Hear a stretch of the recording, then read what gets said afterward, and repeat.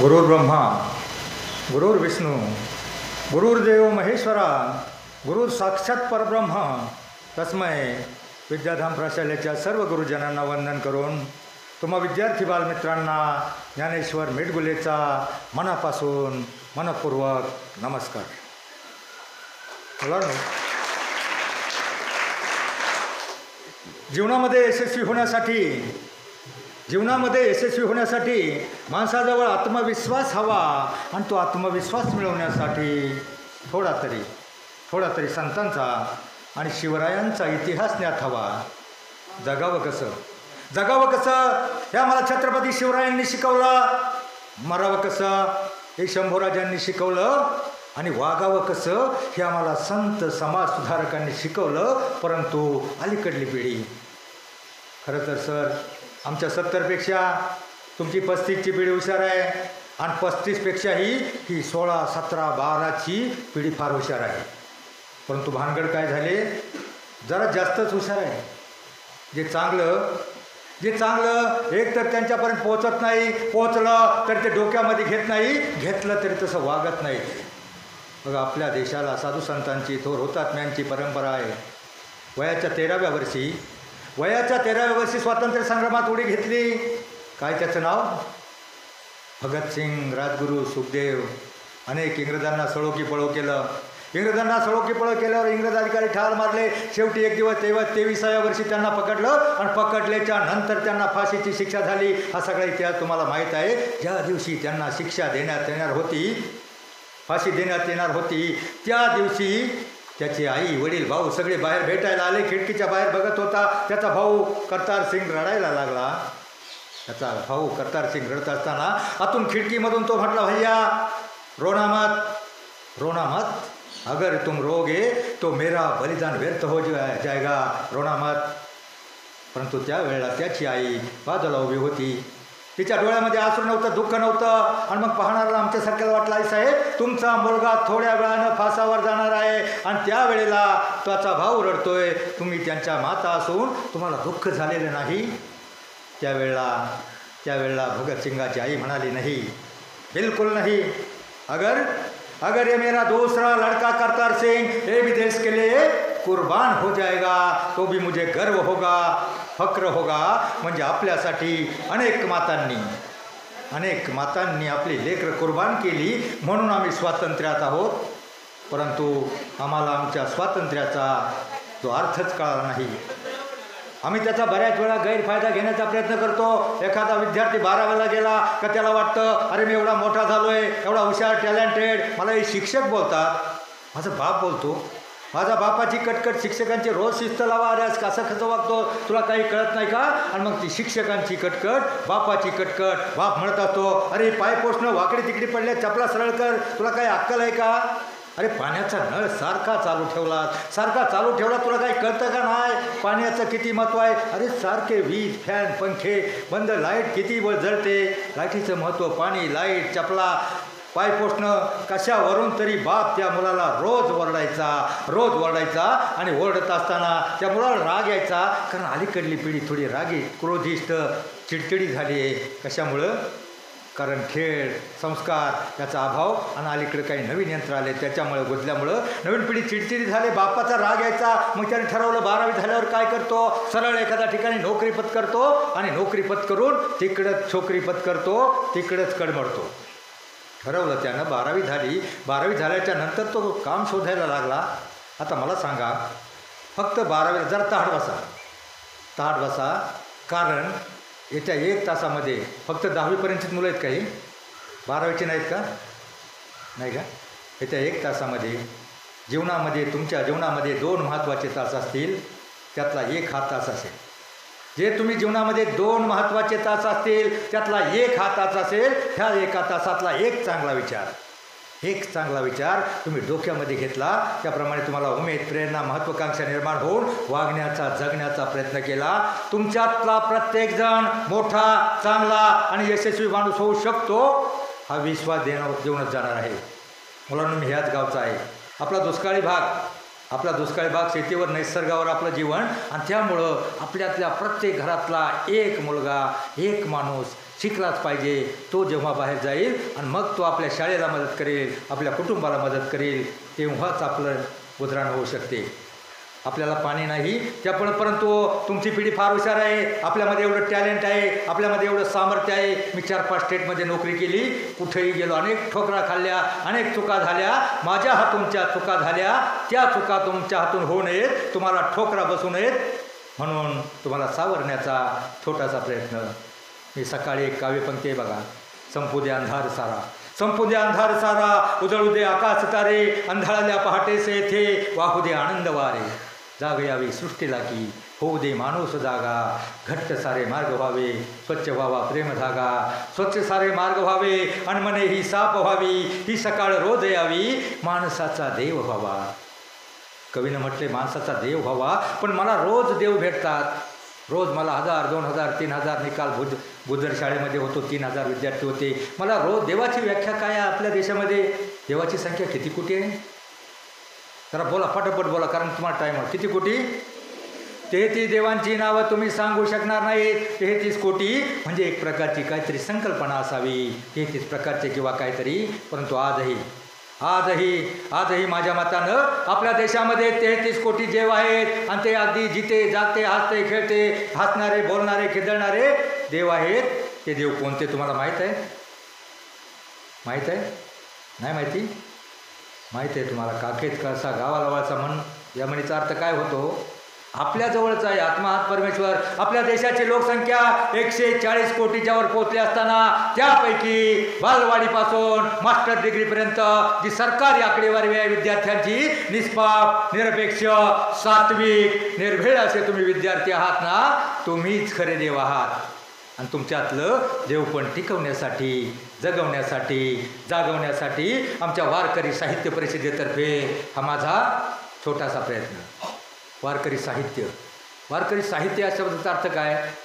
वारकरी साहित्यामध्ये फक्त अभंग येत नाहीत. अभंग, पदे, दोहे, ओव्या, श्लोक, गवळण, भारुड, अभंगाच्या चाली, गवळणीच्या चाली, भारुडाच्या चाली, त्याचा अर्थ एवढा चांगला असतो, परंतु ते तुमच्या पिढीच्या डोक्यात बसत नाही. 11वी 12वीला नाथांचा भारुड आहे, विंचू चावला, बहिणाबाईचे अभंग मास्टर डिग्रीपर्यंत असतात, परंतु ते तुम्ही डोक्यात घेत नाही. अभंग ज्या शब्दाचा अर्थ फोड असा केला तर काय होतो?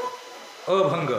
आयुष्यामध्ये ज्याचे 2 अभंग पाठ असतील, ज्याचे फक्त 2 अभंग पाठ असतील, आणि त्याच्या एका चरणाप्रमाणे वागण्याचा, जगण्याचा प्रयत्न केला, त्याचं जीवन कधीच भंग होणार नाही. मी प्रत्येक शाळेमध्ये हरिपाठ वाटतो. माझी अट्ट असते 2 अभंग पाठ करायचे, फक्त 2 अभंग. हरिपाठातला एक 38 नंबरचा अभंग आहे, आणि दुसरा सावता महाराजांचा अभंग आहे, कांदामळा भाजी, अवघी विटाय माझी, लसूण मिरची कोथंबिरी, अवघा झाला माझा हरी. आणि मग त्या सावता म्हणे केला मळा, विठ्ठल पायी गोविला गळा, मोठ नाडा विहीर दोरी, अवघी व्यापिली पंढरी. मग सावता महाराजांनी देव कशामध्ये पाहिला? कशामध्ये देव पाहिला? काय अर्थ होतो या अभंगाचा? कशामध्ये देव? आपल्या कामामध्ये, आपल्या हातामध्ये जे काम आलंय. शिक्षकांचा देव आहे शिकवण्यामध्ये, तुमचा देव आहे अभ्यास करण्यामध्ये. कशात आहे? मग हा एक अभंग पाठ करायचा हरिपाठाच्या बाहेरला, आणि हरिपाठामध्ये अभंग आहे 38 नंबरचा अभंग आहे, अवघाची संसार. अवघाची संसार म्हणा, सुखाचा करीन, अवघाची संसार सुखाचा करीन, आनंदे भरीन तिन्ही लोक. बरं जाऊ द्या, काय अर्थ होतो याचा? मी तुम्हाला याच्यासाठी म्हणून दाखवलं हे वाक्य. 38 नंबरचा अभंग आहे. अवघाची संसार सुखाचा करीन म्हणजे कोणाचा संसार म्हटलंय? आपल्या घरातला म्हणलंय का? पप्पा, मम्मी, गुड्डी, नुड्डू, कोणाचं म्हटलंय?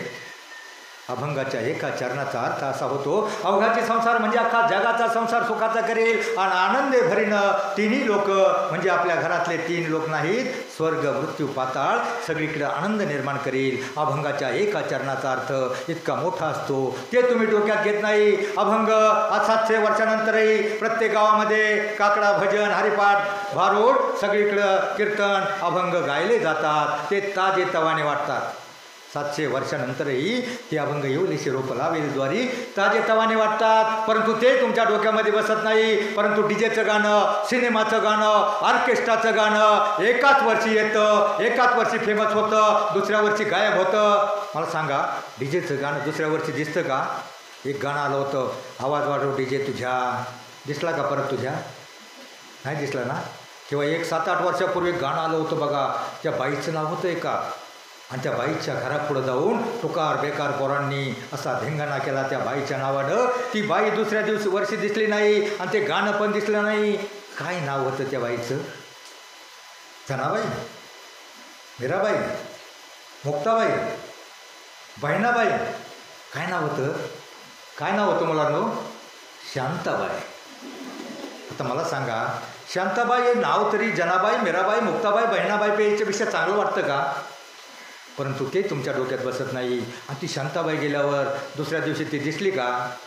एकाच वर्षी दिसली. दुसऱ्या दिवशी कोण आला? दुसऱ्या वर्षी एकनाथ, नामदेव, तुकाराम, चोखा, सेना, सावता, कोण आला? आला बाबूराव यांचा, आला बाबूराव. आणि मग सावता बाबूराव, शांताबाई याच्यात आलावर तुम्ही नाचता. तुमच्या गावामध्ये हरिपाठ होतो, मी बघितलं. हरिपाठामध्ये 7 म्हातारी माणसं असतात, 7-8 म्हातारी माणसं 70 वर्षापर्यंत पोहोचलेली. पण तुमच्यातलं मला सांगा, गावात सप्ताह होतो, कीर्तन होतात? सप्त्याला किती जण जातात कीर्तन बघायला? ठीक आहे, 10% जातात. हात खाली करा. पण मी बघितलंय, तुम्ही आता खोटं बोलला, सगळ्यांनी हात वर केले नाही. मी बघितलं, एका काल्याच्या कीर्तनाला आलो होतो. काल्याचं कीर्तन झाल्यावर तुम्ही सगळेजण सप्त्याला गेला होता रांगेमध्ये. कशाला? भोजन, भोजन आणि भजन. भोजन आणि भजन या शब्दामध्ये एक काना आणि एक मात्रा एवढंच अंतर आहे. पण त्यातला अर्थ घ्याल ना, आत्ता काल्याच्या कीर्तनाचं केलेलं भोजन उद्या सकाळी आपल्या पोटामधून गेट आउट करायचं 15 दिवस. परंतु एखाद्या अभंगाचा कीर्तनातून, प्रवचनातून, भजनातून जर एखादा अभंग तुमच्या डोक्यामध्ये बसला आणि तो तुमच्या अंतःकरणामध्ये रुजला, तुमच्या शरीरामध्ये तसे संस्कार निर्माण झाले, तर तुमचं जीवन कधीच भंग होणार नाही. विश्वाच्या अंतापर्यंत तुमच्यामध्ये राहील. परंतु ते तुम्ही डोक्यामध्ये घेत नाही. हरिपाठामध्ये एवढी ताकद असते. हरिपाठ का करायचा?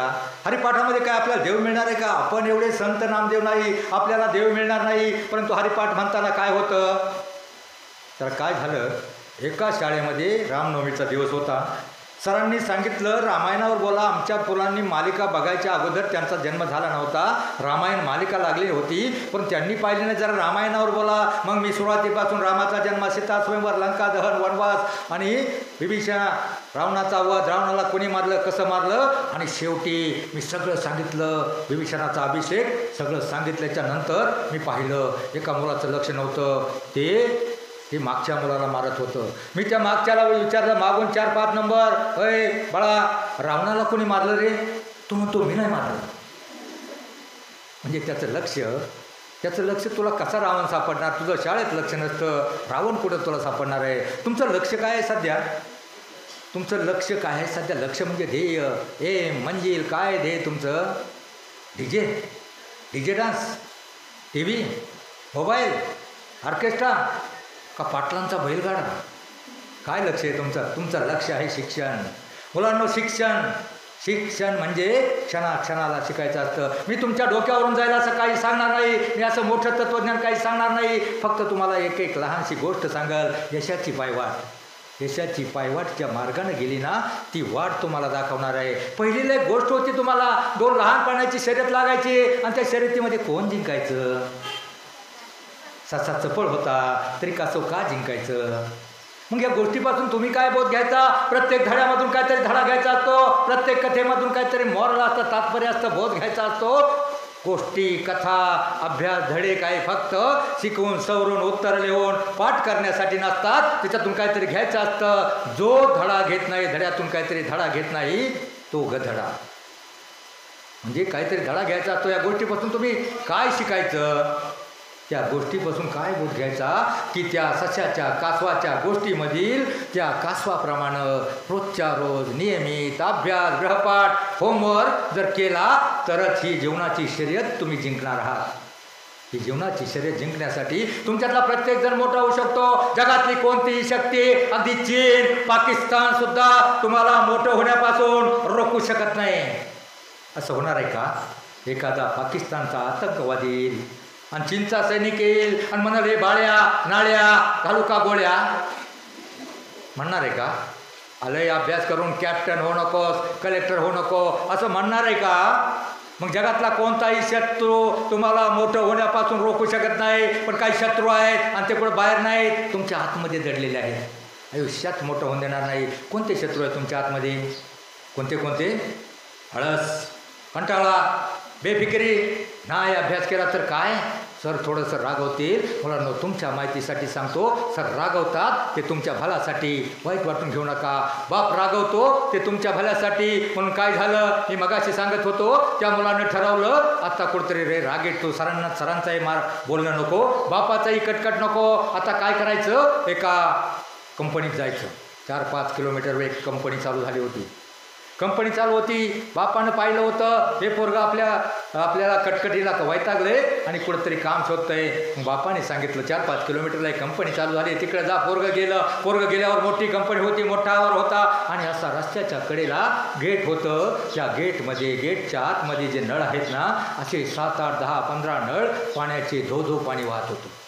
त्यानं पाहिलं हे पाण्याचे नळ चालू, पाणी रस्त्यावर चाललंय, वाया चाललंय. आणि त्यावेळेला त्याला बापाचे शब्द आठवले. अरे किती पाणी नळसारखे, किती पाणी वाया घालवतो. बापाचे शब्द आठवले. त्यासाठी त्यानं क्लिक झाले डोक्यामध्ये. त्यानं ते नळ बंद केले. बंद करून ते आतमध्ये गेलं. बंद करून ते आतमध्ये गेलं. आतमध्ये गेल्यावर मोठा हॉल होता.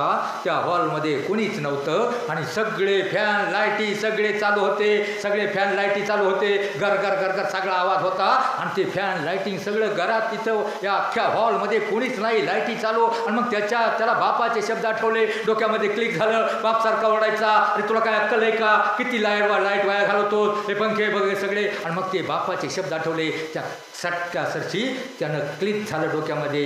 त्यानं ऑटोमॅटिक सगळे फॅन बटणं बंद केली आणि आतमध्ये गेला. आतमध्ये एक हॉल होता. त्या हॉलमध्ये 40-50 उमेदवार लाईनमध्ये बसले होते आणि प्रत्येकजण आतमध्ये जात होता. ह्या दरवाजानं जायचा, दुसऱ्या दरवाजानं बाहेर यायचा. 2 मिनिटात प्रत्येकजण बाहेर येत होता. त्याला काही कळत नव्हतं. सगळ्याच्या मागे तो 45 नंबरला वाटला होता. सगळ्या उमेदवारांचं इंटरव्ह्यू झाला. इंटरव्ह्यू झाला म्हणजे इकून जायचा, लगेच बाहेर यायचं. त्याला काय कळणार, विचारतात का नाही का, नुसतं आपल्याला मजाक करण्यासाठी बोलवलंय. सगळेजण बाहेर येत होते. शेवटी त्याचा नंबर आला. भीत फाईल सावरत तो आतमध्ये शिरला आणि जसा तो आतमध्ये शिरला तशी 2-4 पायपोषणी अशी उलटी पडली होती. त्याच्या पायात एक अडकळलं आणि त्याला बापाचे शब्द आठवले. अरे काय तुला काय पसारा, तुला काय कळतं का नाही, किती पसारा, ते पायपोषणं सरळ कर. बापाचे शब्द आठवले. तसं तो खाली वाकला आणि ती 2-3 पायपोषणी सरळ केली आणि सरळ केल्यावर समोर जे अधिकारी होते त्यांच्याकडे गेला. तसा तो त्यांच्याकडे गेला तसे 5-6 अधिकारी ताडकन उठून उभे राहिले. त्याला त्याचं नाव विचारलं. त्यानं नाव सांगितलं. नाव त्या लेटरवर लिहिलं गेलं आणि ते लेटर त्याच्या हातामध्ये दिलं. मुलांनो, ते अपॉइंटमेंट लेटर होतं. ते लेटर पाहून त्याला प्रश्न पडला, अरे काय इंटरव्ह्यू घेतली नाही, काय विचारलं नाही आणि माझी मजाक तर करत नाहीत ना. आणि मग त्यांना त्याच्या चेहऱ्यावरचं प्रश्नचिन्ह त्या ह्युमन रिसोर्स म्हणजे HR मॅनेजरनं काढलं. आणि मग त्याला म्हटलं, तुला असा प्रश्न पडलाय ना, आम्ही तुला काही विचारलं नाही, तुझी इंटरव्ह्यू घेतली नाही, कागदपत्र पाहिली नाही, तरी तुला सिलेक्ट केलं. का केलं सांगू तुला? तर आमचा इंटरव्ह्यूच असा होता. आम्ही गेटपासून, हॉलपासून दरवाजापर्यंत प्रत्येक ठिकाणी CCTV कॅमेरे लावले होते आणि त्या कॅमेऱ्यामध्ये आम्ही पाहत होतो. हे 40-45 उमेदवार आले, यातल्या एकानाही पाण्याचा नळ बंद केला नाही, एकानेही फॅनची लाईटीची बटणं बंद केली नाही, एकानेही पडलेली पायपोषणी सरळ केली नाही. तूच फक्त आम्ही पाहिलं, तूच फक्त एक असा उमेदवार निघालास. तुझ्या आईवडिलांचे, शिक्षकाचे तुझ्यावर असे संस्कार आहे, तुला असं वळण आहे आयुष्यामध्ये, तुला आमच्या कंपनीमध्ये घेतलं तर तू आमच्या कंपनीचा नक्की फायदा करशील, चांगलं काम करशील, असे तुझ्या बापाचं वळण आहे. मुलांनो, त्या वेळेला त्याच्या डोक्यामध्ये क्लिक झालं. आपले शिक्षक ओरडत होते शिस्तीसाठी, आपला बाप ओरडत होता, बाप दरडावत होता, रागवत होता, आपल्याला घडोघडी रडवत होता. परंतु मुलांनो, त्याच वेळी तो तुम्हाला घडवत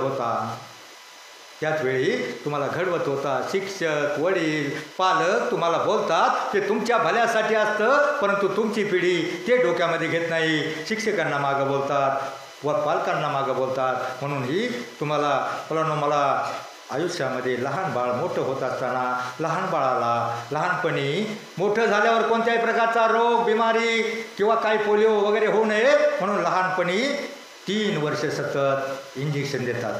काय म्हणतात त्याला? सतत 3 वर्ष आपलं बाळ मोठं झाल्यावर पोलिओ गोवर टीटी धनुर्वात कोणत्याही प्रकारची बिमारी होऊ नये म्हणून लहान बाळाला 3 वर्ष डोस देतात. त्याला ट्रिपल डोस म्हणतात. आज मी तुम्हाला फक्त एकच डोस देणार आहे, कायद्याचा फायद्याचा विचारांचा, त्यापैकी विचारांचा डोस देणार आहे. तुमच्यातला प्रत्येकजण मोठा होऊ शकतो. आणि मोठं होण्यासाठी असं काही नाही मार्क जास्त पाहिजेत असं काहीच नाही. मित्रांनो, आमच्या वेळेला 11वी होती. मी 11वीला होतो, याच शाळेमध्ये 11वीला होतो. मला फक्त 60% मार्क पडले. मी तुम्हाला अशा काही यशाचे पायवाटा तुडवलेल्या माणसाचं आणि जे खरं आहे, जे सत्य आहे, मी तुम्हाला खोटं काही सांगणार नाही. मी 11वीला होतो, 60% मार्क होते. मी शिरूरच्या सिटी बोरा कॉलेजला प्रवेश घेतला आणि माझ्या वर्गामध्ये आपल्या तांबे मळ्यातला एक मुलगा होता. त्याचं नाव बबन तांबे. माहिती आहे सगळ्यांना? त्याचं नाव बबन तांबे. त्याला फक्त 36% मार्क होती. 36% मार्क होते. आम्ही दोघांनी शिरूरला प्रवेश घेतला. त्यानं आर्ट्सला, मी कॉमर्सला. परंतु 15 दिवसामध्ये त्याचा ITIला नंबर लावला. औंधची ITI ट्रेड होता वेल्डर. आणि वेल्डर ट्रेड म्हणजे असा ट्रेड असतो सहसा कोणी घेत नाही, फक्त कमी मार्क असते त्याला तो मिळतो. त्यानं ती 1 वर्षाची ITI केली. 1 वर्षाची ITI केली, 1 वर्षाची अप्रेंटिस केली आणि मग आमचं BCom दूरच राहिलं. तोपर्यंत त्या कंपनीमध्ये तो परमनंट झाला. आणि मुलांना ती कंपनी होती डिझेल ऑइल टाक्या बनवतात ना, त्या सगळ्या गॅसच्या वगैरे ज्या टँक बनवतात त्या टँकची कंपनी होती. त्या सगळ्या टँकला वेल्डिंग करताना वेल्डरचं काम इतकं अवघड असतं, कारण वेल्डिंग करताना जरी इथं तुम्ही कॅप लावली डोक्याला, हेल्मेट लावलं तरी ठिणग्या उडतात, भाजतात. म्हणून तो कोणताही कामगार 15 दिवस, महिना, 2 महिने टिकायचा नाही. परंतु माझा मित्र बबन तांबे, ज्याच्या आईवडिलांनी आयुष्यभर शेती केली होती, कष्ट केली होती, त्याला जाण होती, त्यानं सतत 3 वर्ष कोणताही कामगार आला नाही तरी त्याच्या जागी 16 घंटे 18 घंटे ड्युटी केली. 18 घंटे सतत 3 वर्ष एकही ॲब्सेंट नव्हता. बाकीचा कामगार 6 महिने टिकत नव्हता, कारण कुणीतरी 8 दिवसामध्ये 2 दिवस खडा करायचा. खूप भाजतोय, डोळे दळदळ करतात. वेल्डिंग म्हणजे आग असते. आणि मग छान 3 वर्ष सतत 16 तास 18 तास डबल ड्युटी केली, एकही खाडा नाही. आणि मग त्या मालकानं 3 वर्षानंतर रेकॉर्ड पाहिलं. आपल्या कंपनीच्या सगळ्या ऑर्डर सप्लाय झाल्यात. आपली एवढी भरभराट झाली कशामुळं? तर त्यानं रेकॉर्ड पाहिलं. एकच कामगार असा सतत 3 वर्ष 16 तास 18 तास ड्युटी करतोय. याच्यामुळं आपल्या कंपनीची भरभराट झाली. मग 3 वर्षानंतर इमानदारीनं त्या मालकानं त्या बबन तांबेला 33% पार्टनर करून घेतलं. 33% पार्टनर केल्याच्या नंतर त्यानं मद्रासला, चेन्नईला एक कंपनी टाकली. आणि भोसरीला एक कंपनी आहे, तिचं नाव आहे स्टार इंडस्ट्रीज. स्वतः कंपनी टाकली. आज 45 वर्षानंतर माझ्या 60%पेक्षा 36%वाला मोठा होऊ शकतो हे सांगण्यासाठी प्रयत्न केला आहे. तुमच्या संस्थेचे माजी अध्यक्ष आणि आत्ताचे सचिव आपल्या गावामध्ये, त्यांचं काय फार शिक्षण झालं नाही, डिप्लोमा वगैरे झाला आहे. आणि त्याच्यानंतर ते कल्याणी फोर्समध्ये लागले. मी तुम्हाला अशी हे सांगणार आहे, तुम्हाला उमेद वाटेल आपण मोठं होऊ शकतो, आपले अधिकारी होतात, PSI होतात, ते काय फुकट होत नाही. थोडं तरी काही केल्याशिवाय काय मिळतं का? जर तुम्ही अभ्यासच केला नाही तर मार्क कसे मिळतात? एक हिंदीमध्ये वाक्य आहे बघा, कर्म करो तो फल मिळता है, आज नहीं तो कल मिळता है, जितना गहरा अधिक हो कुआ उतना मीठा जल मिळता है, जीवन के हर कठीण प्रश्न का जीवन में ही हल मिळता है. प्रत्येक प्रश्नाचं उत्तर या जीवनातच आपल्याला शोधायचं असतं. आणि ते शोधण्यासाठी आपण इच्छा, आकांक्षा, उमेद, प्रेरणा, महत्त्वाकांक्षा आणि कुणाचा तरी इतिहास आपल्याला ज्ञात हवा. मग तो बबन तांबे 36%वाला मोठा झाला. ते सदाशिव पुंडे हे ITI नंतर कल्याणी फोर्सला लागले. तिथं ते 8 तास ड्युटी करायचे. ते ड्युटी केल्याच्यानंतर ते बाहेर दुसरं काहीतरी काम करायचे. काम करून त्यांनी गाड्या घेतल्या, युनियन लीडर झाले. आणि मित्रांनो, आज आपल्या गावामध्ये जी 1 नंबरची काही 4-6 लोक आहेत, त्यापैकी ते सदाशिव पुंडे आहेत. इतकी त्यांची प्रॉपर्टी आहे, इतक्या त्यांच्या बिल्डिंग आहे, तुम्हाला माहिती आहे. मग असं काही नाही का जास्त मार्क पाहिजे, जास्त हुशार पाहिजे. बऱ्याच वेळेला मुलांना असं वाटतं, अरे मी गरीबाचा, मी कमी हुशार, माझं कसं होणार, स्पर्धेचं युग आहे. मग मुलांना आजही तुमच्या माहितीसाठी सांगतो, आपल्या महाराष्ट्रात तरी सुशिक्षित बेरोजगारी नाही. महाराष्ट्रात नाही, आपल्या देशात MIDCमध्ये रांजणगाव, चाकण, सणसवाडी, शिक्रापूर सगळ्या MIDCमध्ये जे अधिकारी आहेत ना, मेन अधिकारी कोण आहेत माहिती आहे? कोण आहेत अधिकारी? बाहेरच्या राज्यातले, बिहार, UP, मद्रास, दुबे, चौबे, पांडे, तिवारी, त्रिपाठी, मिश्रा, अगरवाल, नायर, सगळे अधिकारी बाहेरचे. मग आमची लोक कुठे गेली? आमचे पुंडे पाटील खर्डे पाटील कुठे राहिले? डीजे पुढं नाटून इथंच राहिले, बैलगाड्याच्या नादात तिकडेच गेले. मग का? तुमच्यामध्ये फक्त कष्ट करण्याची हिंमत पाहिजे, तुमच्यातला प्रत्येकजण मोठा होऊ शकतो. तुम्हाला माहिती आहे नंदुरबारमधला साक्रीमधल्या एका भिलवाडीवर राहणारा भिल्लाचा मुलगा, राहायला सफराचं घर, पाचट असतं ना उसाचं पाचट, त्याचं घर, सगळी भिलवाडीमधली लोक अशी कोपीमध्ये राहत होते. तो मुलगा, त्याची आई, त्याचा वडील वारलेला. जरा ताट बसत ताट. मी तुम्हाला पहिलं सांगितलं 2 तास महत्त्वाचे आणि हा 1 तास असेल. कारण ताट बसल्यावर काय तुम्ही पाऊस पडताना पाहिला का? पावसाचे काही थेंब मातीमध्ये पडतात, विरून जातात. काही थेंब लोहाराच्या तप्त ऐरणीवर पडतात, बाष्पीभवन होतं. काही थेंब सापाच्या तोंडामध्ये पडतात, त्याचं विष होतं. एखादा थेंब आळवावर पडतो, तो एक क्षणभर मोत्यासारखा चमकतो, परंतु तो मोती नसतो, उन्हानं विरघळून जातो. परंतु एखादा थेंब शिंपल्यामध्ये पडतो, त्याचा मोती होतो. माझ्या विचारांचा एखादा थेंब तुमच्या कानाच्या शिंपल्यामध्ये पडून तुमच्या आयुष्याचं सोनं होईल, आणि ते करण्यासाठीच मी तुमच्यासमोर आज आहे. तर आता मी काय सांगत होतो? भिलवाडीतला भिल्लाचा मुलगा, आई, त्याचा वडील वारलेला. आई मोहाची दारू गाळायची, आणि त्याचं दारू गाळत असताना त्याला कोणीतरी पाटील पुढारी यायचे दारू प्यायला, आणि त्या पोराला अभ्यास करत असताना काम सांगायचे. ते पोरगं दररोज जायचं आणि त्यांना काय चकणा काय आणायचं ते आणून द्यायचं. फुटाणे, चणे, चकणा, शेंगदाणे काय सांगाल ते आणून द्यायचं. पण एका दिवशी काय झालं, त्या मुलाची परीक्षा चालू होती. परीक्षा चालू असल्यावर गावचा पाटील आला आणि म्हटलं, अरे जा आपल्याला फुटाणे घेऊन ये. फुटाणे घेऊन या म्हणलं होते. पोरगं म्हणलं, नाही मला अभ्यास करायचा आहे. पाटलानं बळजबरी करी जा म्हणून त्याला हाताला उठवलं. जा. ते पोरगं म्हणलं, नाही ना, मला अभ्यास करायचा आहे, मला शिकायचं आहे. पण त्यावेळेला पाटलानं बळच त्याला जायला उठवलं. त्यावेळेला ते पाटील त्याला म्हटला, अरे तू भिल्लाचा पोरगा, सशाची हरणाची शिकार करणारा तू कुठं मोठा कलेक्टर होणार आहेस, कुठं डॉक्टर कलेक्टर होणार आहेस. त्यावेळेला त्याच्या आईनं पाहिलं पाटील बळजबरी करतोय, आणि मग त्याची आई म्हटली, होईल माझा पोरगा कलेक्टर, होईल माझा बाला कलेक्टर, तुम्ही काय पाहिलंय? आणि ते वाईचं वाक्य त्या मुलानं ऐकलं, आणि मग त्याच्यामध्ये जिद्द निर्माण झाली. अरे आपली आई आपली बाजू घेऊन म्हणते, होईल माझा बाळा कलेक्टर या शब्दाचा अर्थही त्याला कळत नव्हता. पण कलेक्टर होण्यासाठी मग त्याने इतका अभ्यास केला. ते पोरगं 98% पर्यंत मार्क लागलं. नवोदय विद्यालयामध्ये प्रवेश मिळाला. मुंबईला त्यानं शिक्षण घेतल्याच्या नंतर BA झाला, आणि प्रत्येक वर्षी तो रात्रीच्या 2 वाजेपर्यंत अभ्यास करत होता. वयाच्या 21व्या वर्षी तो भिल्लाचा मुलगा कलेक्टर झाला. का झाला? तर त्याच्या आईने शब्द दिला होता की होईल माझा बाला कलेक्टर. भिल्लाचा मुलगाही कलेक्टर होऊ शकतो, गरिबाचा मुलगाही कलेक्टर होऊ शकतो. बऱ्याच वेळा मुलांना वाटतं, अरे मी गरिबाचा, मी कमी हुशार, मी कसा होणार? त्या मुलाला त्याला, हे बाबा मी तुझ्यासाठी झालो आहे, मी कसा मोठा होणार? प्रत्येकाला प्रश्न पडतो, अरे मी कमी हुशार, गरिबाचा, मी काळा, मी बुटका, मी लुकडा, मी लहान जातीमध्ये हलक्या जातीमध्ये जन्मलो, मी कसा मोठा होणार असा प्रश्न असतो. तुमच्यातला प्रत्येकजण मोठा होणार. काळाही मोठा होणार, लुकडाही मोठा होणार, मुंगळाही मोठा होणार. मला सांगा, भारताच्या राष्ट्रपती त्यांचं नाव काय नाव? त्या कोणत्या समाजाच्या आहेत? आदिवासी समाजाच्या आहेत. आणि त्यांचा रंग काय, गोरा आहे का? मग रंगावर काय नसतं, कोणत्या जातीत जन्मायचं आपल्या हातामध्ये नसतं. पण जन्मल्यानंतर मृत्यूपर्यंतचा जो प्रवास, महत्त्वाचा प्रवास, ते म्हणजे शिक्षण. हे शिकून सवरून कसं मोठं व्हायचं हे नक्की तुमच्या हातामध्ये आहे. मग ते भिल्लाचा मुलगा राहू द्या. एका बालाजी मंजुळे, तुम्ही करमाळ्या जवळच्या जेऊर नावाच्या गावामधला एक वडाळ्याचा मुलगा 5वीला गेला. 4थीपर्यंत चढवत असतात. मला सांगा 5वीला कोण आहे? हात वर करा एकदा. 5वीला एवढे सगळे आहेत का? आणि याच्यातला आता हात खाली करा. अभ्यासाचा लई कंटाळा कोणाकोणाला आहे? लई कंटाळा कोणालाच नाही का? ठीक आहे, नाही, चांगली गोष्ट आहे. तो मुलगा 5वीला गेला. 5वीपर्यंत शिक्षक चढवत नेतात. मुलाला काही येत नव्हतं. ती आईला सकाळी म्हणत होतं, त्याच्या बाप वारला होता. आई कुठेतरी जंगलामध्ये खडी फोडत होती. आईला म्हटलं, आई नाही, मला शाळेत जायचं, मला लई शिक्षणाचा कंटाळा येतोय, माझ्या लई डोक्यावरून जात आहे. आई म्हणली, जा रे, शिकून काहीतरी बन. आईनं सांगितलं, बळत पाठवलं म्हणून तो गेला.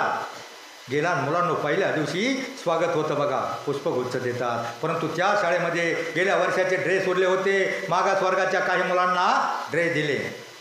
मागासवर्गीच्या काही मुलांना ड्रेस दिले आणि ड्रेस दिल्याच्या नंतर त्या पोरानं ड्रेस अंगावर घातला, खुशी ड्रेस मिळाला. आणि ज्या मुलाला अभ्यासाचा कंटाळा ते नेमकं मागल्या बाजूला बसतं, मागं बसला.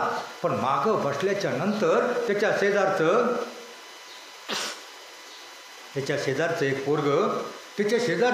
पोरगं त्याच्याजवळ बोलकलं, अरे 5वीला काय ते गणित का इंग्रजी असतं ना, गणित का इंग्रजी असतं ते लई अवघड असतं. लई अवघड म्हटल्यावर त्याला आधीच हवस आणि यांनी पाडला पाऊस. अवघड म्हटल्यावर ते मनामध्ये इतकं डचकलं आणि मग त्यानं विचार केला. मागं बसलं होतं, मागच्या मागल्या गेटनं जे पळालं, धूमतकाट केलं. त्याच्या आई 4 किलोमीटरवर कुठंतरी जंगलामध्ये खडी पडत होती. आईजवळ जाऊन धापा टाकत उभं राहिलं. आई म्हणली, का रे बाळू, शाळा सुटली का काय? इतक्या लवकर शाळा सुटली? ते पोरगं म्हटलं, आई शाळा नाही सुटली पण पाठी फुटली. मला नाही शिकायची शाळा आई, मला लय कंटाळा येतोय, मला नाही शिकायची. आई म्हटली, अरे मुर्द्या शिक, कशाला आयुष्यभर आमच्यासारखं काबाड कष्ट करतोस, कशाला घाम घालतोस, आमच्यासारखं कष्टाचं जीवन जगण्यापेक्षा शिकून सवरून काहीतरी बन. पण ते पोरगं नाहीच म्हणलं, रडवेलं झालं, नाही शिकायची शाळा. मग आई म्हटली, मर मेल्या, तुझ्या नशिबातच नाही शाळा. मग त्या पोराला बरं वाटलं. मग हा म्हणला, तो आई मी असं करतो ना, शाळेत जातो ना, मी शाळेत जाऊन उगाच टाईमपास करण्यापेक्षा मी असं करतो, तू खडी फोडतेस, तू खडी फोडत असताना तुला 200-300 रुपये रोज मिळतो, मी पण थोडी तुला मदत करतो, तुला थोडे 50-100 रुपये मिळतील, मी पण मदत करतो.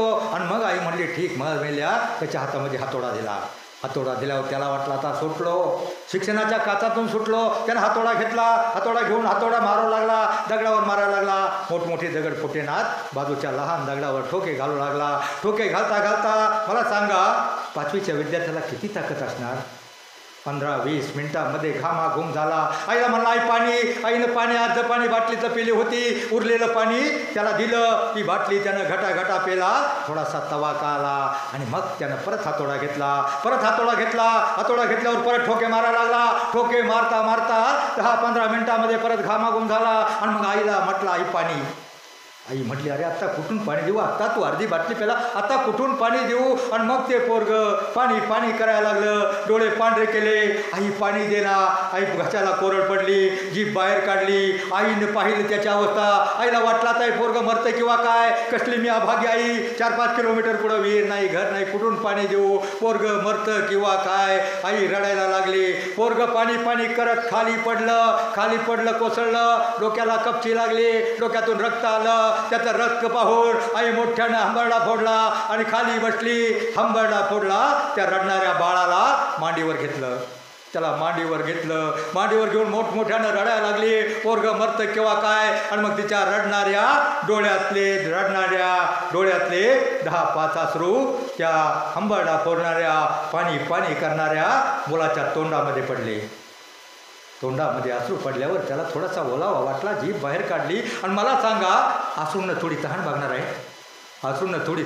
आहे. त्यानं थोडेसे डोळे ओढले. परंतु तेवढ्यामध्ये तालुक्याचा व्हिडिओ आणि कॉन्ट्रॅक्टरची गाडी कर्रकन आली, जवळ आली. त्यानं ब्रेक मारला, तो व्हिडिओ खाली उतरला आणि त्याच्या आईवर खेकटला. ऐ म्हातारे, तुला काही अक्कल? उद्या तुला सांगितलं ना, आपल्या खडी फोडून सगळी झालं पाहिजे, खडी फोडून झाली पाहिजे, आपल्याला हे पॅचअप करायचंय, परवा आपल्याला माफ द्यायचंय. तुझं जर काम झालं नाही, तुला सांगितलं होतं, एवढ्या मोठ्या लठ्ठ्याला घेऊन मांडीवर घेऊन आमच्या कामाचा खोळंबा करून बसली.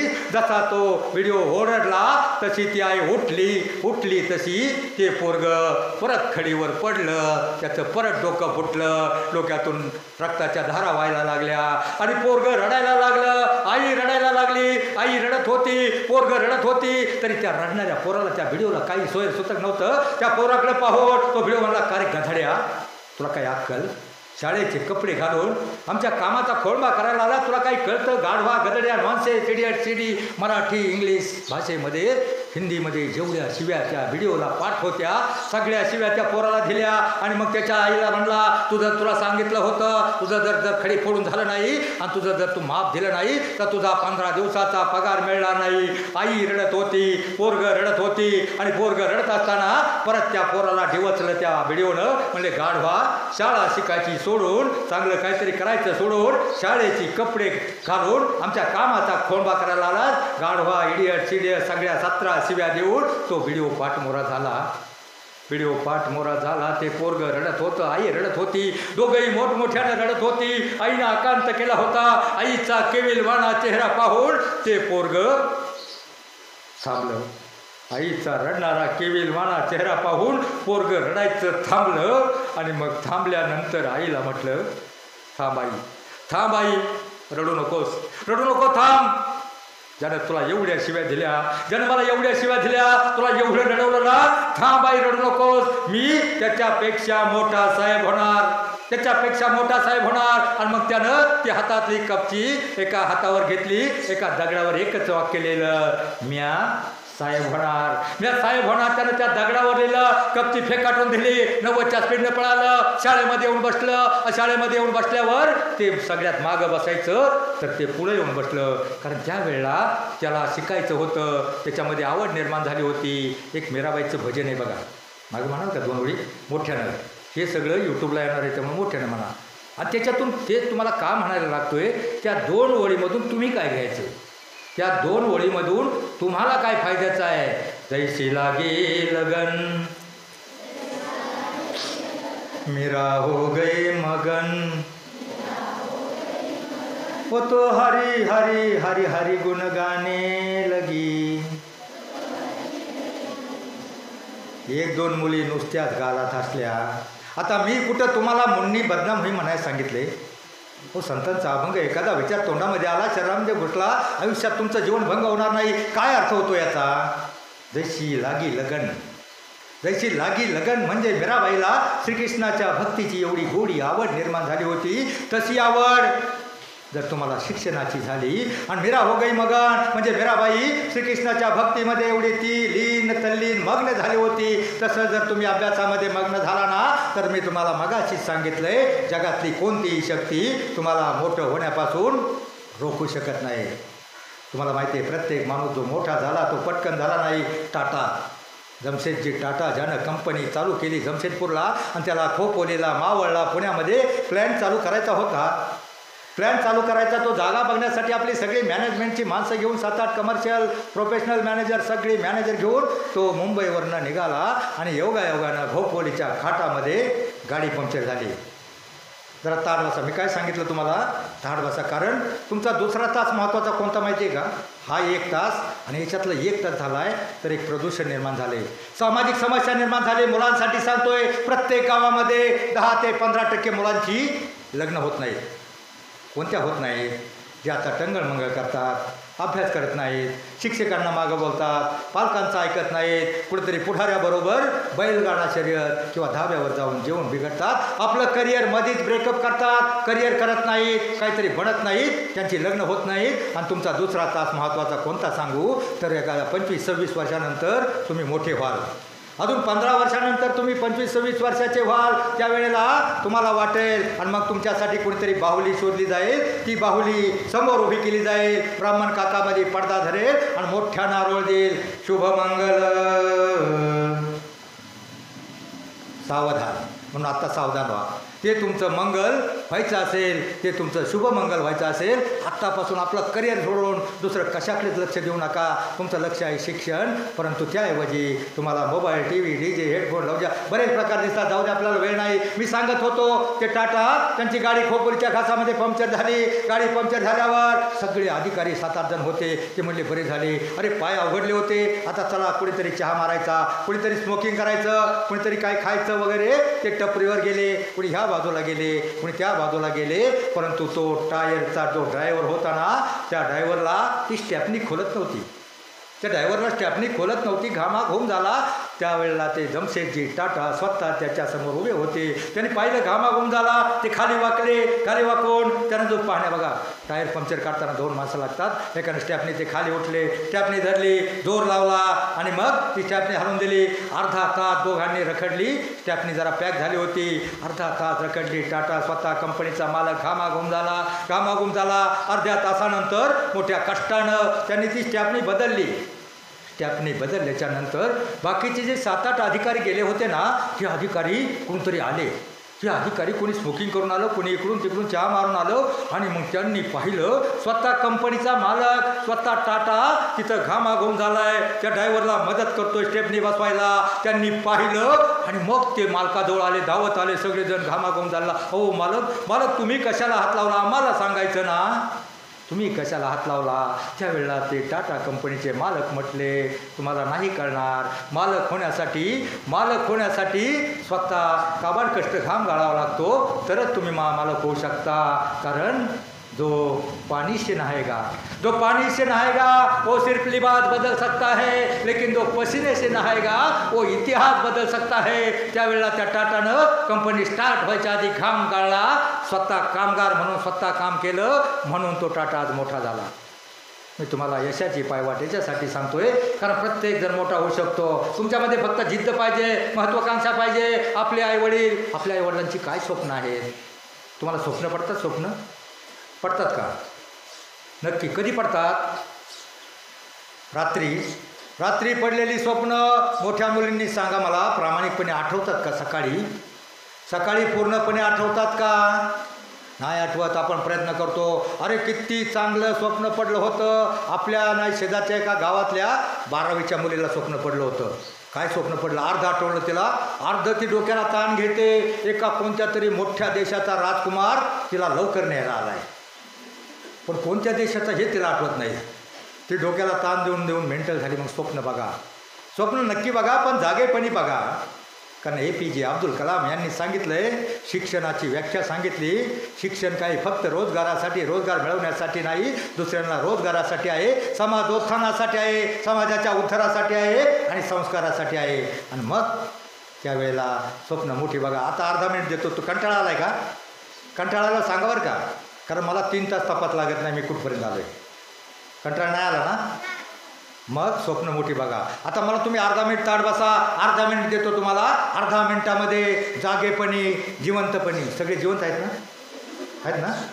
जागेपणी, जिवंतपणी डोळे सताळ उघडे ठेवून स्वप्न बघा.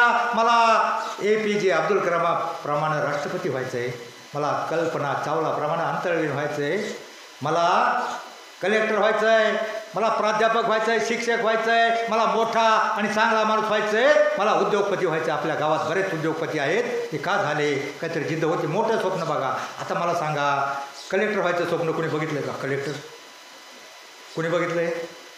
कुणी नाही बघितलं का? जर कलेक्टर व्हायचं जर स्वप्न बघितलं ना, तर कुठंतरी तहसीलदार व्हाल. जर तुम्ही स्वप्न बघितलं शेर्पा तैनसिंगप्रमाणे एव्हरेस्ट सर करायचं आहे, तर कुठंतरी रायगडाच्या शिखरापर्यंत पोचाल. स्वप्न मोठमोठी बघा आणि ती स्वप्न पूर्ण करण्यासाठी प्रयत्नांची पराकाष्ठा करा. स्वप्न मंजिल ध्येय मंजिल उन्हीं को मिळती है, मंजिल उन्हीं को मिळती है. ज्यानं जीवदार स्वप्न बघितली ना मोठमोठी, मंजिल उन्हीं को मिळती है जिनके सपनों में जान होती है. पंखों से कुछ नहीं होता, हौसलों से उड्डाण होती है. हौसले बुलंद ठेवा, स्वप्न मोठी बघा. आता एका शाळेत मी सांगितलं स्वप्न मोठी बघा. मी सांगितलं त्या ठिकाणी ज्याच्याकडं काहीच नाही त्याने सायकलचं स्वप्न बघा. पायी चालणाऱ्याने सायकलचं बघा, सायकल चालवणाऱ्या मोटरसायकलचं बघा, मोटरसायकलवाल्याने मोठ्या गाडीचं बघा. मग एका मुलाने ठरवलं डायरेक्ट सायकल बघण्यापेक्षा आपण डायरेक्ट जंप घेऊ, डायरेक्ट मोठं स्वप्न बघू मोटरसायकलचं. सायकलच्या किमतीमध्ये 8-10 हजाराला मोटरसायकल शोधायची. मग त्याने सगळं डायरेक्ट मोठं स्वप्न बघायचं एकदम. म्हटलं नो, स्टेप बाय स्टेप मोठा होऊ शकतो, डायरेक्ट कुणी मोठा होऊ शकत नाही. मग त्याने डायरेक्ट मोटरसायकल स्वप्न बघितलं. 4-6 गॅरेज हिंडलं, शिक्रापूरला गेलं, सगळ्या गॅरेजला गेलं. जुन्या गाड्या चालू होत नव्हत्या. घामाघूम झालं, घरी आलं, दमून झोपल्यावर पाट काय केलं त्यानं, ते स्वप्नामध्ये गोधडीत लाथा मारायला लागली. लाथा मारून त्यानं आपली गोधडी फाडली. बाप म्हटला काय रे, काय झालंय? गोधडी फाडली, काय करतोय, का लाथा झाडतोय? तो म्हणला काय नाही पप्पा, मोटरसायकल चालूच होत नाही. मग जुनी डायरेक्ट स्वप्न बघण्यापेक्षा स्टेप बाय स्टेप स्वप्न बघा. तुमची स्वप्न नक्की पूर्ण होतील. आता मी तुम्हाला सगळ्यात लहान प्राणी त्याचं उदाहरण देतो आणि थांबतो. सगळ्यात लहान प्राणी कोणता? हत्ती. मुंगी काय करते बघा. मुंग्या तुम्ही पाहिल्या का? मुंग्या शिस्तीमध्ये लाईनमध्ये असतात का? असं होतं का काय मुंग्या इकडे पळाल्या, काय तिकडे पळाल्या? शिस्तीमध्ये असतात, लाईनमध्ये असतात, तुमच्या मुलांसारख्या वाकड्या तिकडे पळत नाहीत. आणि त्या मुंग्यांचं घर आता सिमेंटची घरं झाली. पहिल्या जुन्या काळामध्ये मातीची घरं असायची, कुठेतरी भिंतीवर घर असायचं. मुंग्या बाहेर जायच्या, शेतात जायच्या, वावरात जायच्या, बाहेर अंगणामध्ये जाऊन आपल्या जे धान्याचे कण पडलेले असले ते पाठीवर घ्यायच्या. खळ्यामधल्या पोत्याच्या बाजूला पडलेल्या ज्वारीच्या, बाजरीचा, धान्याचा कण आपल्या पाठीवर घेऊन त्या चढायच्या. चढताना तो डबल वजनाचा, त्यांच्यापेक्षा डबल वजनाचा ज्वारीचा कणांच्या भारानं त्या बऱ्याच वेळा खाली पडायच्या, खाली फिसलायच्या, खाली यायच्या आणि परत ते धान्य गोळा करायच्या, आपल्या पाठीवर घ्यायच्या. आपल्यातली सगळी ताकद वापरून तो धान्याचा कण घेऊन त्या बेळामध्ये साठा करायच्या. इतका साठा करायच्या का त्यांना जीवनभर, म्हणजे पुढं वर्षभर त्यांचं जीवन असतं, जीवनभर पुरेल एवढा साठा मुंग्या करायच्या. आता मला सांगा, मुंग्या आपल्या बेळामध्ये धान्याचा साठा का करून ठेवतात? सांगा, कोणी माहिती आहे का? मुंग्या आपल्या बेळामध्ये धान्याचा साठा करून ठेवतात. का करून ठेवतात? कशासाठी? खाण्यासाठी? कशासाठी नाही सांगता येत. सातवीची मुलं काय सांगतात, मुंग्या आपल्या बेळामध्ये धान्याचा साठा करून ठेवतात कारण पुढं पावसाळा आला, आपलं धान्य संपलं, आपण किराणा दुकानामध्ये छत्री घेऊन जाऊ शकतो, धान्य आणू शकतो. पण मुंग्यांचा धान्याचा साठा संपला आणि जर त्या बाहेर पडल्या आणि पावसाळ्यामध्ये 1-2 महिने रापराप पाऊस पडतो आणि धो पुराचा लोंढा येतो, ज्या बाहेर पडल्या आणि त्याच वेळेला पाऊस आला, त्या अख्ख्या पुरामध्ये अख्ख्या मुंग्या वाहून जातील, म्हणजे मरून जातील. बरोबर? मग तुम्हाला त्या विद्यालयामध्ये कशाचा साठा करायचा आहे? कशाचा? ज्ञानाचा, विद्येचा. मुलांनो, तुमच्या माहितीसाठी सांगतो, कोणताही श्रीमंत माणूस ज्ञानी, गुणी आणि समाधानी होऊ शकत नाही. परंतु कोणताही गरीब विद्यार्थी ज्ञानी, गुणी आणि श्रीमंत होऊ शकतो. तुमच्यातला प्रत्येकजण मोठा आणि श्रीमंत होऊ शकतो. फक्त त्या मुंगीपासून एवढं शिकायचं, कारण इतका ज्ञानाचा साठा करायचा. मित्रांनो, विद्या हे गरिबाचं धन आहे, श्रीमंतांचा अलंकार आहे. आणि असं धन आहे, जगातला कोणताही चोरटा तुमच्यापासून हिरावून घेऊ शकत नाही. तुमच्या खिशामध्ये तुमच्याजवळ 100ची नोट असली, एखादा कुठेतरी पांदीमध्ये गाठवून काढून घेऊ शकतो. पण तुमच्या डोक्यामध्ये एखादा अभंग किंवा 29चा पाडा असला, जगातला कोणताही चोरटा बळजबरीनं काढून घेऊ शकत नाही. घेऊ शकेल का 29चा पाडा डोक्यातून काढून? नाही घेऊ शकणार ना. म्हणून मित्रांनो, कोणतीही बहुमजली, तुम्ही 12 मजली, 10 मजली, 15 मजली, 17 मजली इमारती पाहिल्यात का मोठमोठ्या? कोणतीही बहुमजली उत्तुंग इमारत उभारण्यासाठी पाया पक्का असावा लागतो. आणि 5वी ते 10वीपर्यंत शिक्षण म्हणजे तुमच्या जीवनाचा पाया आहे. आणि तुमच्या आईवडिलांची काय मोठी स्वप्न नाहीत. तुमच्या आईवडिलांना भगतसिंगाप्रमाणे तुम्हाला फासावर देताना आनंद होणार नाही, त्याच्या आईला झाला. किंवा तुम्हाला स्वप्न, जिजामातेचं स्वप्न काय होतं माहिती आहे तुम्हाला? जिजामातेनं काय स्वप्न पाहिलं? मोगलाईत कुणा मुमताजच्या स्मृतीसाठी ताजमहाल बांधणारा होऊन गेला एक बादशहा शहाजहान. पेशवाईत कुणा मस्तानीच्या प्रेमासाठी राजमहाल बांधणारा होऊन गेला एक बाजीराव. पण फक्त मराठेशाहीत आपल्या मातेच्या स्वप्नपूर्तीसाठी स्वराज्य निर्माण करून 360 गडकोट किल्ले बांधणारा एकच राजा होऊन गेला, तो म्हणजे छत्रपती शिवराय. मग तुम्ही स्वप्न, तुमच्या मातेंची एवढी मोठी स्वप्न नाही, तुमच्या मातेंची नाही स्वप्न, तुम्हाला कुठं भगतसिंगासारखं फाशी गेलेलं त्यांना आवडणार नाही. बस तुमच्या आईवडिलांची, तुमच्या मातांची फार लहानशी स्वप्न आहेत. त्यांना फक्त एवढं वाटतं, आमची बाळं शाळेत जातील, अभ्यास करतील, नियमित गृहपाठ होमवर्क करून शिकून सवरून मोठी होतील, साहेब होतील आणि आपल्या म्हातारपणाची काठी बनतील. बस एवढी स्वप्न आहेत. मी परवा वडगाव धारीच्या सनस ज्युनियर कॉलेजमध्ये गेलो. तिथल्या 12वीचा निकाल मी बोर्डावर पाहिला, 99.75%. तो निकाल का लागला होता तर 345 पैकी 344 विद्यार्थी पास झाले होते. एका विद्यार्थ्यावरून शाळेचा निकाल 100%चा वाचला होता. मग तुम्ही कमीत कमी तुमच्यावरून शाळेचा निकाल 1%सुद्धा घसरणार नाही, एवढी काळजी घ्या. आणि एवढी काळजी घेतली ना, तुम्ही ऑटोमॅटिक मोठे व्हाल. आता मी तुम्हाला देव सांगितले. देव कुणी आहे? तुम्ही देव आहात. आणि तुम्ही देव कुणामध्ये असतो? ज्ञानियांचा वातुक्याचा अंश तुमचा तोच आहे. आपल्या हे रक्तात थोडा ईश्वराचा अंश आहे. ना रावळी ना देवळी, ना रावळी ना देवळी, ना कोणत्या विटेव विद्या मंदिरात साक्षात 33 कोटी देव. मला कल्पना आहे 1 तास होत आलेला असेल. मला एकच प्रश्नाचं उत्तर द्या. तुम्ही शाळेमध्ये येताना देवाच्या पाया पडून कोण येते हातवर करून? अर्धे येतात, काय अडचण नाही. ज्यांना जवळ देऊळ आहे, रस्त्यावर देऊळ आहे, त्याने नक्की पाया पडून या. परंतु तुम्हाला मोठं व्हायचं आहे ना, मला सांगा, तुमच्यातल्या सगळ्यांना मोठं व्हायचं आहे का? व्हायचं आहे ना? मग एक करा, 1 मिनिटाचं काम सांगतो, कराल का? कराल का? सगळे हात वर करा. कराल का? 1 मिनिटाचं काम सांगतो, हात वर करा, हात खाली करा. 1च मिनिटाचं काम. तुम्हाला देऊळ लांब असेल काही अडचण नाही, पण घरून निघताना तुम्ही दिवसभर देवाच्या डोक्यावर जरी माथा टेकून डोकं फोडून घेतलं तरी देव तुम्हाला एक बिस्किटचा पुडा देणार नाही. पण येताना एवढं करा, घरून निघताना तुम्हाला जो डबा बनवून देते, जे तुमचं आवरून देते, तो तुमची आई किंवा वडील जे घरामध्ये असतील ना, आई किंवा वडील जे घरामध्ये असताना, मग त्यांच्या पाया पडायला सुरुवात करा. आणि त्यांच्या पाया जर पडला ना, तर मग तुमची आई वडील म्हणतील, अरे आमची सोनी किती गुणाची आहे, आमच्या पाया पडायला लागली, आमचा मोन्या किती हुशार आहे, किती चांगला आहे, किती गुन्हे आहे. आणि मग बघा, तुमच्यासाठी तुमचे आई वडील घामाच्या धारा घालतील, रक्ताचं पाणी करतील, हाडाची काढं करतील, पण तुम्हाला शिकण्यासाठी पैसा उपलब्ध करून देतील. म्हणून कराल ना एवढं बस. आई वडिलांचं सगळ्यात देव कोणते आहेत? सगळे देव जगामध्ये आपल्याला किती देव आहेत? खरे देव 8 देव आहेत. कोणते? पहिला देव आई, दुसरा देव गुरु शिक्षक, तिसरा देव आध्यात्मिक गुरु, आणि जी पंचमहाभूतं आहेत ना, पृथ्वी आप तेज वायू आकाश, आपल्याला पाणी वारा जगण्यासाठी जे धान्य देते ना, हे 8 देव आहेत. ह्या प्रत्येक वर्षी 1 झाड लावा, 1 झाड जागवा, तुम्हाला म्हातारपणी ते झाड सावली देईल. मुलांनो, मी तुम्हाला ह्याच्यासाठी सांगत होतो, तुम्ही आता इतनी शक्ती हमें देना माता, मन का विश्वास कमजोर होना, हम चले नेक रस्ते से हमसे भूल कर भी कोई भूल होना. हे वाक्य म्हटलं ना तुम्ही, काय अर्थ होतो? भूल कर भी कोई भूल न होणं, आमच्याकडून कोणती चुकी घेऊन देऊ नकोस. मित्रांनो, तुम्हाला सांगतो, तुमच्या माहितीसाठी सगळीकडे भडका उडाला आहे, समाज प्रदूषण झालं आहे, आग लागली आहे, सगळे जवळ येत आहेत. आपली आई आतमध्ये बसली मोबाईलमध्ये किंवा टी व्हीमध्ये व्यस्त आहे. आई टी व्हीमध्ये व्यस्त आहे, पोरगं बाहेर मोबाईलमध्ये मस्त आहे.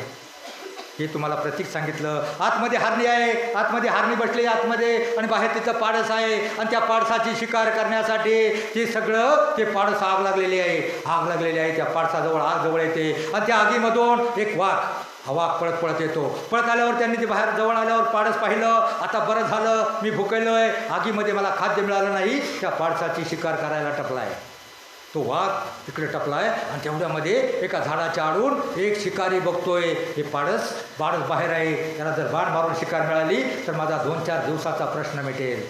मग मला सांगा, एवढी संकट आहे, सगळीकडे वणवा पेटलाय, आग भडकली आहे. मला सांगा, की हरणीचं पाडस कसं वाचणार आहे? कोणाला काय सुचतंय का कसं वाचणार आहे? तर मी तुम्हाला शेवटला एक प्रश्न, माझा अजून एक प्रश्न विचारणार आहे. जे प्रश्नाचं उत्तर देईल त्याला मी एक पुस्तक देणार आहे, हरिपाठ देणार आहे. ते पाडस कसं वाचणार आहे? वाचणार आहे का? नाही वाचणार. मग असं समजा, सगळीकडे सामाजिक अनैतिक भ्रष्टाचार, दुराचार, अन्याय, अत्याचाराचा वणवा भडकला आहे, आणि तुम्हाला तुमची शिकार करण्यासाठी, तुम्हाला कुठंतरी खेचून घेण्यासाठी जे वाईट मित्र आहेत, वाईट संगतीचे ते मित्र तुम्हाला तुमची शिकार करण्यासाठी तुम्हाला घेऊन गेले, म्हणजे त्यांना तुम्हाला गटवण्यासाठी ते टपलेले आहेत. आणि पलीकडे जे वाघ आहेत ना, अनेक अंमली पदार्थ, काल व्यसनमुक्तीचा कार्यक्रम होता, व्यसन, दारू, गोवा, गुटखा, सगळी व्यसनं वाघाप्रमाणे तुमचं जीवन बर्बाद करण्यासाठी टपलेले आहेत. आणि ह्या परिस्थितीमध्ये ते मुलगं बाहेरचं, आतमध्ये आई टी व्हीमध्ये व्यस्त आहे, पोरगं बाहेर मोबाईलमध्ये मस्त आहे. ते कसं वाचेल? कसं वाचणार आहे? वाचू शकतं का? मला सांगा, 10 वर्षाच्या आतल्या मुलाच्या हातामध्ये मोबाईल पाहिजे का? गरज आहे का? मग कोण देतं? आई देते ना. त्या आईला परिणाम माहीत नव्हता, कसला वणवा भडकला आहे, कसलं तांडव सुरू झालं आहे, त्या आईला माहीत नव्हतं. पहिला गुरु गेल्या 7 वर्षामध्ये सबसेल फेल झाले. मुंबईसारख्या ठिकाणी 12% मुलांची डोकी हँग झाली. मग मला सांगा, ते पाडस बाहेरचं कसं वाचणार आहे? सगळीकडे भडका उडाला आहे, वाघ इकडे टपून आहेत व्यसनांचे, तिकडं मित्रचं टपून आहे शिकार करायला. ते पाडस कसं वाचणार आहे? कोणाकडे उत्तर? वाचणार आहे ते. बघा ती फारच वाचू शकतं कसं, ज्या वेळेला परमार्थाचा घोंगावत वारा सुटेल, परमार्थाचा वारा सगळीकडे सुटेल, तो वारा घोंगावत येईल आणि जवळ आल्यावर अध्यात्माच्या विधांचा कडकडाट होईल आणि त्या विधांचा कडकडाट झाल्याच्या नंतर पाऊस सुरू होईल आणि पाऊस सुरू झाल्याच्या नंतर तो नेम मारून बसलेला तुमचा शिकारी त्याचं विजाच्या कडकडाटानं हात त्याचे वाकडे वळतील, थरथरतील आणि त्याचा नेम चुकेल, त्याचा बाण त्या पाडसाला लागण्याच्या ऐवजी त्या शिकार करू पाहणाऱ्या वाघावर बसेल, तो वाघ मरून पडेल, कडाडणारी वीज त्या शिकाऱ्यावर पडेल आणि संस्काराचा पाऊस सगळा त्या मुलावर ज्या वेळेस पडेल, त्या पाडसावर पडेल, त्याच वेळेला तुमची पिढी वाचणार आहे. अभ्यासा इतका तुम्हाला संस्काराची गरज आहे. सर मी तुम्हाला विनंती आहे माझी, तुम्ही सगळे चांगले शिकवताय, मला माहिती आहे सगळे चांगले शिकवताय. त्या एका भिल्लाच्या मुलाला शाळेत घेतलं होतं, एकलव्य त्याचं नाव. सरांनी शाळेत घेतलं होतं, गोष्ट वाचली ना तुम्ही? नाही वाचली, एकलव्याची गोष्ट माहीत नाही. भिल्लाचा मुलगा सशाची हरणाची शिकार करावी, सरांनी गुरुद्रोणाचार्यांनी हाकवून दिला, जंगलात गेला, त्याची मूर्ती बनवली आणि मूर्ती बनवल्यावर मूर्तीकडे पाहून तो एवढा तरबेज झाल्यावर ही वार्ता पसरली आणि मग ती वार्ता ती पाहण्यासाठी सगळे राजपुत्र दुर्योधन सगळे द्रोणाचार्य जंगलामध्ये आल्या. त्यांना पाहिलं तो भिल्लाचा मुलगा आपल्या गुरुची मूर्ती बनवून ते इतका अचूक नेम साधत होता आणि मग ते पाहून त्या दुर्योधनानं थैथयाट केला, गुरुदेव तुमच्या त्या मातीच्या पुतळ्यानं एवढा तरबेज बनवला आणि तुम्ही जिवंत गुरु असून आम्हाला काहीच शिकवलं नाही. त्या मातीच्या पुतळ्यानं त्याला काही शिकवलं नव्हतं. तरी काव्यभात पुन्हा त्यांना गुरु द्रोणाचार्यांनं त्याचा अंगठा मागितला. मी शॉर्टमध्ये सांगितलं, त्यानं कापून दिला. ही गोष्ट माहीत नाही तुम्हाला? माहीत नाही? गुरु द्रोणाचार्याची आणि एकलव्याची गोष्ट माहीत नाही माहिती? मग मला सांगा, तुमचे शिक्षक तुम्हाला चांगले शिकवतात का? नक्की मोठ्याने सांगा. सगळे शिकवतात. माझ्या गाडीवर एक खैरवाडीचं पोरगा आलं येताना, मी त्याला विचारलं कोणते शिक्षक चांगले शिकवतात? तो म्हणला सगळेच चांगले शिकवतात. मग शिक्षक तुम्हाला चांगले शिकवतात त्यातच वादच नाही. आपलं ग्रामीण भागामध्ये आपल्या शाळेचं नाव चांगलं आहे, शिक्षक चांगले शिकवतातच. परंतु इंग्लिश मिडियमच्या स्पर्धेचं युग आहे, शिक्षक चांगले शिकवतातच. परंतु माझी शिक्षकांना एक विनंती आहे, आपण दूध घेतो का? सगळ्यांच्या घरी गाया नाही, दूध घेतो का? दूध 1 लिटरमध्ये 2 मापं असतात. सर 1 लिटरमध्ये तो गवळी आपल्याला 2 मापं टाकत असतो आणि 2 माप टाकल्याच्या नंतर आपण पाहतो माप भरलंय किंवा नाही. तो भरूनच टाकत असतो, तरी तो आपल्या समाधानासाठी एक्स्ट्रा थोडंसं टाकतो. आणि एक्स्ट्रा जर त्यानं जास्त टाकलं ना, थोडंसं जास्त माप टाकल्यावर आपल्याला खुश होतो, अरे आज आपल्याला चांगला फायदा झाला आहे, समाधान मिळतं. तसं सर माझी विनंती आहे, मुलांना शिक्षणाबरोबर जे एक्स्ट्राचं माप आहे ना, ते थोडं संस्काराचं माप टाका. नवीन पिढी फार हुशार आहे, त्यांना संस्काराची गरज आहे. म्हणून मला वाटतं वेळ बराच झालेला आहे. मी तुम्हाला एवढंच जाता एवढंच सांगतो, आयुष्यामध्ये शिका इतकं डिग्र्या कमी पडतील, जगा इतकं आयुष्य कमी पडेल. हा दौडा असे कम नशिबाचा फासा निखळून पडेल. परंतु मुलांनो, प्रयत्न इतका करा, अभ्यास इतका करा, त्या परमेश्वराला, विठ्ठलाला, त्या देवांना तुम्हाला देणं भागच पडेल. बस जाता जाता सूर्यानं प्रतिप्रश्न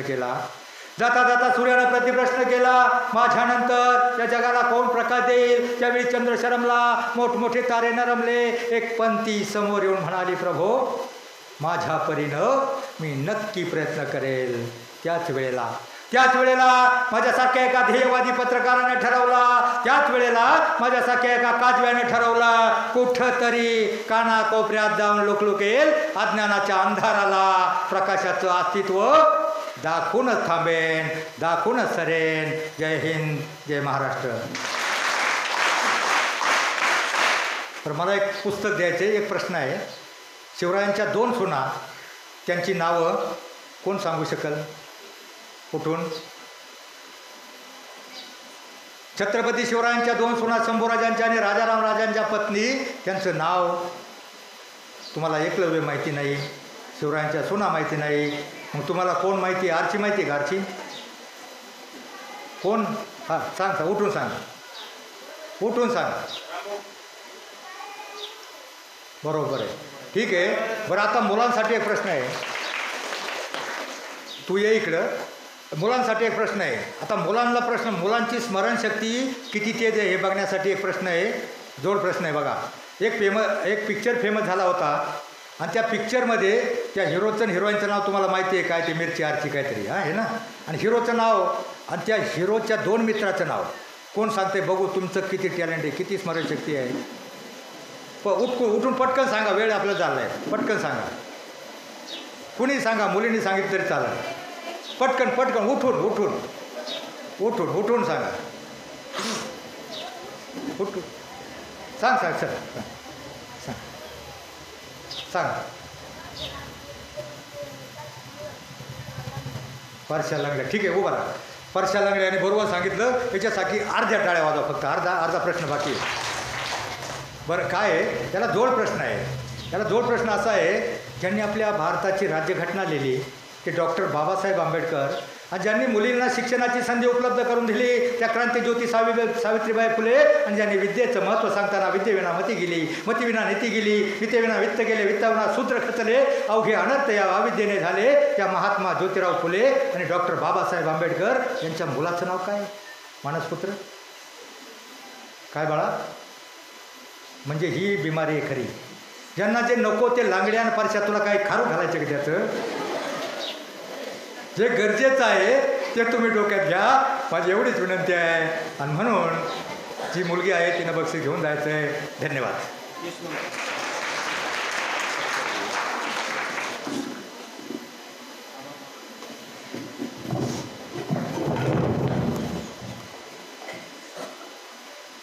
आम्हा घरी धनशब्दांचीच रत्ने. सन्माननीय पत्रकार साहेब, या व्यासपीठाला मोठमोठ्या व्याख्यातांचं खरं तर पदस्पर्श झालेला आहे. सिंधुताई सपकाळांपासून, नितीन सावंत सरांपासून, वळसे सरांपासून असे अनेक दिग्गज या व्यासपीठावरती येऊन व्याख्यानमालाची सेवा आपल्या विद्यालयामध्ये देतात. पण हे जे दिलं जातं ते काहीतरी वेगळ्या भावनेतून दिलं जातं. तुम्ही आज या ठिकाणी आपल्या विद्यालयामध्ये आलात आणि ही शाळा माझी आहे, या शाळेतील विद्यार्थी माझे आहेत, या भावनेतून गेली जवळजवळ 1.5 तास अतिशय उत्तम पद्धतीनं व्याख्यान आपण या मुलांच्या समोर मांडलं. एखादा मराठी विषयाचा प्राध्यापक ज्या पद्धतीनं तयारी करून व्याख्यान देत असतो त्या पद्धतीनं पत्रकार साहेब, आपलं क्षेत्र जरी वेगळं असलं तरी त्या क्षेत्रामध्ये आपण अतिशय चांगल्या पद्धतीनं अभ्यासपूर्ण माहिती मुलांपर्यंत पोहोचवलेली आहे. आजच्या काळामध्ये विद्यार्थ्यांना खऱ्या अर्थानं कोणत्या गोष्टीची गरज आहे, व्यसनापासून कसं दूर राहिलं पाहिजे, आपली संस्कृती आपणच का मोठी केली पाहिजे, आपले महापुरुष आपणच का लक्षामध्ये ठेवले पाहिजे, अशा अनेक विषयाला हात घालत आपण गेली 1.5 तासभर या व्याख्यानाचा कार्यक्रम या ठिकाणी सादर केला. डॉक्टर बाबासाहेब आंबेडकरांच्या मानसपुत्राचं नाव त्यांनी विचारलं, तुम्ही उत्तर दिलं नाही. त्यांच्या मानसपुत्राचं नाव आहे यशवंत. तर विद्यार्थी मित्रांनो, ही या ठिकाणी येऊन माहिती सांगणं यासाठी फार मोठा त्याग, फार मोठी तयारी करावी लागते. व्याख्यानाच्या माध्यमातून महाराष्ट्रातल्या अनेक म्हणजे हजारो शाळा झाल्या असतील, अनेक शाळांमध्ये ते स्वतः जातात. आपण पाहतो की आज विद्येचा बाजार समाजामध्ये पत्रकार साहेब मांडलेला आहे. साधं व्याख्यान करायचं म्हटलं तरी 5,000, 10,000, 15,000, अगदी 1 लाखापर्यंत व्याख्यानाचे पैसे घेतले जातात. पण पत्रकार साहेबांच्या माध्यमातून किंवा त्याच्या माध्यमातून जे व्याख्यान दिलं जातं ते कोणतेही पैसे न देता स्वतः मी शाळेमध्ये येतो, मला तुम्ही संधी द्या, आणि संधी दिल्यानंतर आपल्या व्याख्यानरूपी सेवा देण्याचं काम ते करतात. अध्यात्माच्या बाबतीमध्ये सुद्धा त्यांचा फार मोठा अभ्यास आहे. त्यांची नात 7वीच्या वर्गामध्ये शिकते आणि खऱ्या अर्थानं भावी आयुष्यामध्ये ज्ञानाला अध्यात्माची जोड द्यावीच लागेल तर हे पुढचे विषय किंवा विश्व चांगल्या पद्धतीने चालू शकतं, हे वारंवार त्यांनी अनेक व्याख्यानामधून सांगितलेलं आहे. या व्याख्यानासाठी तुम्ही सगळेजण फार शांततेमध्ये बसलात. धुमाळ सर 1.5 तासभर तुम्ही अतिशय चांगल्या पद्धतीनं हे व्याख्यान ऐकलं.